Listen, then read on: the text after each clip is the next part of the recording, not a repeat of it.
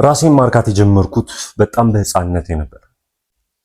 በዚህ ቪዲዮ በእርግጠኝነት ራሳችሁን ማርካት ለዘላለም እንድታቆሙ ሊረዳችሁ የሚችለው ቪዲዮ ይሄኛው ሊሆን ይችላል። ሙሉ ቪዲዮውን ተከታተሉት፣ እንደምትማሩበት እርግጠኛ ነኝ። ይሄን ቪዲዮም ምሰራላችሁ ለእናንተ ስል ነው እንጂ እኔ ምኮራበት ነገር ሆኖ አይደለም። ራሴን ማርካት የጀመርኩት በጣም በህፃንነቴ ነበር። ማለት የሆነ ጓደኛ ነበረ የዛሬ 5 6 7 ዓመት በፊት ያንስ ወደ 14 ዓመት እያለሁ ነበር የጀመርኩት። ያን ሱስ ሲጀምረው ጭራሹንም የሆነ ሱስም ነው ብዬ አይደለም ያሰብኩት የነበረው።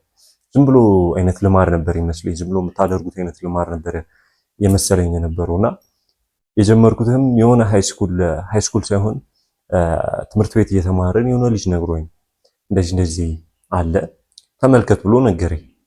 ከዛ በኋላ ህፃን ስትሆኑ ደግሞ ምንም ነገር አታውቁም። ዝም ብዬ ሰተት ብዬ ገባሁበት ማለት ነው። ልክ ከተመለከትኩት በኋላ የመጀመሪያ ጊዜ ስታዩት እንደሚታወቀው በጣም ኃይለኛ ደስታ ነው የሚሰጣችሁ። እዛ እኔም በኃይለኛው ተደሰትኩ ማለት ነው። ከዛ በኋላ ግን አንድ የማደርገው ነገር ሆኖ አልነበረም የነበረው። መጀመሪያ ላይ ዝም ብሎ ነገር ነው ላልኳችሁ የመሰለኝ የነበረው፣ ግን ቀስ በቀስ በየቀኑ ማድረግ ጀመርኩ። ያንን ነገር በድግግሞሽ ማድረግ ጀመርኩ። እንደነገርኳችሁ ያው የመጀመሪያ ጊዜ የሚሰጠን ደስታ ከየትኛውም የህይወታችን ክፍል የሚያስደስተን ነገር ከፍተኛ የሚሆነው ያኛው የዛለት የምታዩት ደስታ ነው። ያንን ደስታ ማሳደድ ጀመርኩ ማለት ነው። ከዛ በኋላ ቀስ በቀስ በየቀኑ እየሆነ መጣ። ኃይለኛ ሱስ ውስጥ ገባው። ሱስ ውስጥ እንደገባው ራሱ ያወቅኩት በጣም ቆይቼ የሆነ ወዲያው ያወቅኩት ነገር ራሱ አይደል። በጣም ከቆየው በኋላ የሆነ ሰዓት ላይ ውስጣችሁ ላይ የሆነ የሚሰማችሁ ነገር አለ። የሆነ ካደረጋችሁት በኋላ መጀመሪያ ጊዜ ላይ እንደውም ብዙም አይደል፣ ግን ቀስ በቀስ እየጨመረ በጣም ብዙ ጊዜ ያደረጋችሁ ስትመጡ ውስጣችሁ ላይ የሆነ ስሜት ይሰማችኋል። እየደበራችሁ ይመጣል። የሆነ ውስጣችሁ ላይ መጥፎ ነገር እያደረጋችሁ እንደሆነ ይሰማኝ ጀመረ ማለት ነው። እና ምንድን ነው እያደረግኩ ያለሁት? የሆነ የሆነ የሚያጸይፍ ነገር እያደረግኩ የሆነ ወንጀል እየሰራሁ እንደሆነ ነበር የሚሰማኝ። ከዛ በኋላ የሆነ ሰዓት ላይ ይሄ ነገር በቃ ማቆም አለብኝ ምናምን ብዬ ቆርጬ የተነሳው። እንደውም የሆነ ሰዓት ላይ ማስታወሰው ምንድነው ኳስ እንጫወት ነበረ እዛው ትምህርት ቤት ምናምንና ያንን ነገር በማደርግበት ሰዓት በቃ ኮንፊደንስ ይሁን ምን ይሁን አይታወቅም፣ በስትክክል መጫወት አልችልም። በቃ የሆነ ድንበርበር እላለሁ ምናምን፣ የሆነ ውስጤ ላይ ሙሉ አቅሜን መጠቀም አልችልም። ይሄ ደግሞ ኳስ መጫወት ላይ ብቻ ሳይሆን የሆነ በቃ ከሰዎች ጋር ከመግባባት ጋር ሌላ ነገሮች ላይም ከመስራት አንጻር የሆነ ነገሪ ኦፍ ነው የሚሆነው። በጣም ኢነርጂ በጣም ዝቅተኛ ነው የሚሆነው። ከዛ በኋላ ያን ነገር እየተሰማኝ ሲመጣ ማቆም ወሰንኩ ማለት ነው። 8ኛ ክፍል 9ኛ ክፍል ይሆናል ለማቆም ወሰንኩ።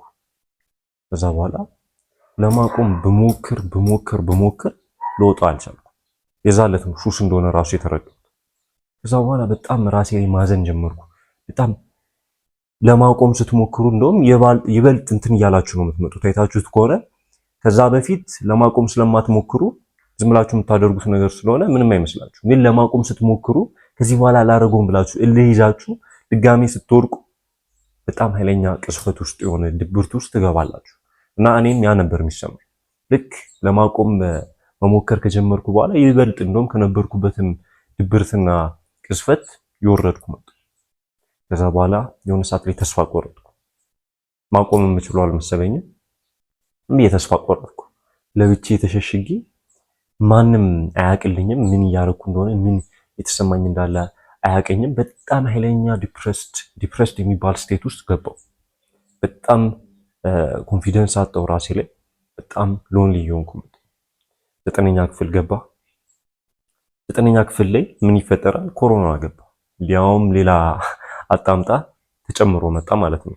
ኮሮና ሲገባ ሊያውም እጥፍ ከነበርኩበትም እጥፍ በቃ ይሄ በቤት ውስጥ ጊዜ ስለማሳለፍ ምንም ማደርገው ነገር ስለሌለ ምናምን ሩቲኔ ብልሽት ወጣ። ጠዋት እነሳለሁ። ጠዋት አይደለም የምነሳው 5 ሰዓት ወይ 6 ሰዓት ነው የምነሳው። ተነስቼ ምንድነው ማደርገው ጌም እጮታለሁ። ምግብ ራሱ በስትክክል አልበላም። በጣም ነበር የከሰሁት የነበረው እና በጣም ከስቼ ነበር። ከዛ በኋላ ጌም ተጮቼ ሌሊት 4 ሰዓት ምናምን ሲል ከጌም ወጣና ምንድነው የማደርገው ፊልም አያለው። የሆነ ሰዓት ላይ ግን ሌሊት ላይ ራሴን አረጋለሁ። ከዛ በኋላ አስቡት እንደዚህ አይነት ሩቲን ኖሯችሁ ራሳችሁን ስታረኩ ምን ያህል ዲፕሬስድ እንደምትሆኑ። በጣም ኃይለኛ የሆነ ዲፕሬሽን ውስጥ ገቡ። ኮንፊደንስ ዜሮ፣ ምንም በቃ ምን ልበላችሁ፣ ራሴን በጣም ነው የምጠለው። ራሴ ላይ ምንም አይነት እምነት የለኝም። ቅስፈት ውስጥ ገቡ። የሆነ አይነት ዶፓሚን ሉፕ ውስጥ ነው የገቡት። እጸጸታለሁ፣ አደርገዋለሁ፣ ድጋሜ እንትን እላለሁ። ይሄ ሁሉ ነገር እየተደጋገመ ምንም ለምንድን ነው እንደዚህ አይነት እንትን ውስጥ የምገባው? እኔ እኮ ከሌላው ሰው ተለይቼ ምናምን እንዳልሆነ አውቀዋለሁ። የዛ ሰዓት አላውቀውም፣ ግን አሁን አውቀዋለሁ። አሁን ተረድቼዋለሁ። ለምን ትክክለኛ ሲስተም የለኝም። ዝም ብዬ በጭፍን ነበረ ለማቆም ሞክራለሁ። ይሄ ደግሞ ይበልጥ ቅስፈት ውስጥ እንገባለን። እንደዛ እያልኩ በጣም ራሴን እየጠላሁት መጣሁ። 9ኛ ክፍል ለማቆም ሞክርበት ሰዓቶች ነበሩ። 1 ሳምንት እንደምንም ብዬ ቆይበት ሰዓት ነበረ። ከዛ በኋላ ግን ድጋሚ ወርጋለሁ። 1 ሳምንት ራሱ መቆየው አሁን ሲመስለኝ ምንድነው ምንም አይነት ሴክሹዋል ኤነርጂ የለኝም። ቴስታስትሮን ዝቅተኛ ሆኗል። በቃ በጣም ብዙ ጊዜ ራሴን ከማርካትና ራሴን ቅስፈት ውስጥ ከመግባት የተነሳ በጣም እንትኑ አጥቼዋለሁ። ይሄ ሴክሹዋል ኤነርጂን አጥቼዋለሁ። ይሄ ብልታችሁ የመቆም ምናምን እንደዚህ አይነት ነገሩ ጠፍቷል። ለምን ቴስታስትሮን በጣም ዝቅተኛ ሆኗል። አምሽቼ ነው የምተኛው ምናምን፣ እንቅስቃሴ አላረግም፣ ከቤት አልወጣም፣ ፀሐይ አላገኝም፣ ከሰዎች ጋር ኢንተራክት አላረግም። ያ ሁሉ ነገር በጣም ገሎኝ ነበር። ኢነርጂን ገሎት ነበረ። 1 ሳምንት ምናምን እቆያለሁ፣ ድጋሚ እመለሳለሁ። ስመለስ ደግሞ አንዳንዴ 2ቴም 3ቴም ማረግባት ቀናቶች ነበሩ። አስቡት ምን ያህል ቅስፈት እንደሚሰማኝ 3ቴ 2ቴ ማረግ። ከዛ ሁሉ ቅስፈት በኋላ እንደዛ ያለ 10ኛ ክፍል ድጋሚ ትምህርት ተጀመረ ምናምን። የዛ ሰዓት አሁንም ያው ነው ተመሳሳይ ሩቲን፣ ክላስ ተጨመረበት። ክላስ ሄዳለሁ። እውነቴን ነው የምላችሁ ክላስ ውስጥ ስገባ በጣም ምን ልበላችሁ በጣም ኃይለኛ ዲፕሬሽን ውስጥ ነበር። በጣም ኃይለኛ ማለት ነው። እንደውም የሃይስኩል ትንሽ ጓደኞቼ ምናምን በዛ ሰዓትም በፈረቃ ስለነበረ እኔ ያለሁበት ፈረቃ ላይ የሉ። በቃ የሆነ ምን ልበላችሁ በጣም ሎንሊ ነበርኩ። በጣም ዲፕሬስ ነበርኩ። በጣም ውስጤ ላይ በጣም ኃይለኛ የሆነ ድብርት ነበረ። ከዛ በኋላ ግን 11ኛ ክፍል መጣ፣ ፈረቃው ተመለሰ። 11ኛ ክፍልም በዛ ሰዓት ሌላ ደግሞ ፐርሰናል ሪሌሽንሺፕ ውስጥ ገብቼ ተጣለው። እሱ ደግሞ ይበልጥ አቀዘፈኝ፣ ይበልጥ ድብርት ውስጥ ገባው፣ ዲፕሬሽን ውስጥ ገባው። 11ኛ ክፍል ላይ በጣም ማለት ተውትና በጣም ብዙ ነገሮችም መሞካከር ጀመርኩ ምናምን፣ መጠጥ ምናምን የሆነ መጥፎ የሚባሉ ነገሮችን መሞከርም ጀምር ነበረ። ከዛ በኋላ ግን ምን ተፈጠረ? 12ኛ ክፍል ገባ። ክረምት ላይ ነው ሁሉም ነገር ያበቃው። የዛ ሰዓት ሙሉ ለሙሉ ህይወቴን ለመለወጥ ተነሳው። ይሄ ፖርኖግራፊን ለማሸነፍ ምን ማድረግ እንዳለብኝ ራሴ ላይ ለመስራት፣ አቋሜን ለመገንባት፣ በሁሉም ነገር የተሻለ ሰው ለመሆን ቆርጬ ተነሳው ማለት ነው። ከዛ ቀን ጀምሮ ሙሉ ለሙሉ ህይወቴ ሽፍት አደረገ። የነበረብኝ ሱሶች ነበሩ። ሶሻል ሚዲያ ጠፋሁት። ራሴን ማርካት አቆምኩ። ትክክለኛ ዲሲፕሊን ገነባው። ስፖርት መቅረት የለም። ይሄ መጥፎ የሚባሉ ልማዶች ምናምን የሉም። ራሴ ላይ በኃይለኛው መስራት ጀመርኩ። ከዛ ቀን ጀምሮ እስካሁን ካለሁበት ድረስ ህይወቴ ሙሉ ለሙሉ ሽፍት አድርጓል። በሁሉም ነገር ማለት ነው። የራሴን ስራ መስራት ጀምሬያለሁ። ኦዲየንስ ገንብቻለሁ ቲክቶክ ላይ። አቋሜን በጣም ከነበረበት ማስተካከል ችያለሁ። መልኬን ማስተካከል ችያለሁ። በሁሉም የህይወቴ ክፍል ራሴ ላይ መስራት ጀመርኩ። ይሄ ደግሞ ዝም ብሎ የመጣ ነገር እንዳልሆነ አውቀዋለሁ። ያ ሱስ ከወጣው በኋላ የመጣ ነገር እንደሆነ አውቀዋለሁ። እና እናንተ ያላችሁበትን ቦታ በደንብ ጠንቅቄ ስለማውቀው ነው ይሄን ቪዲዮ የሚሰራሁላችሁ። እና አሁን ላይ ደግሞ እሱ ብቻ አይደለም የሰራሁት። አሁን ከ500 በላይ ሰዎችን ደግሞ የሚረዳ ሲስተም አዘጋጀሁ። አሁን ላይ በጣም በሚገርም ሁኔታ በጣም ግሬትፉል ነኝ ለዚህ ነገርም። በየቀኑ ቴክስቶች ይገቡልኛል። ህይወቴ ተለወጠ እዚህ ፕሮግራም ላይ ከገባው በኋላ። ፕሮግራሙ ነው የሚያስተምረኝ ካላችሁኝ ማለት ነው ስቴፕ ባይ ስቴፕ ያንን ነገር እንድታሸንፉት በእልህ እንደማይሰራ ተረድታችሁ ትክክለኛውን መንገድ ተጠቅማችሁ ያንን ሱስ እንድታሸንፉት ነው የሚረዳችሁ።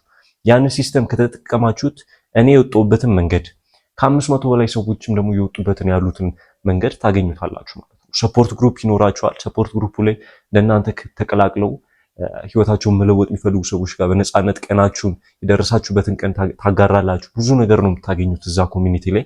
እሱም ብቻ ሳይሆን መልካችሁን፣ አቋማችሁን የወንድ የሚባል ማንነት እንድትገነቡም ደግሞ የሚረዳችሁም ፕሮግራም አንድ ላይ ታገኛላችሁ ማለት ነው። ዲስክሪፕሽን ላይ ሊንኩን አስቀምጥላችኋለሁ። እዛ ቴሌግራም ቻናል ላይ ተቀላቅላችሁ ለመመዝገብ ያለባችሁን የሚጠበቅባችሁን ነገር ይነግራችኋል። ይህ ቪዲዮ ከተመቻችሁ ሰብስክራይብ ማድረጋችሁን አትርሱ።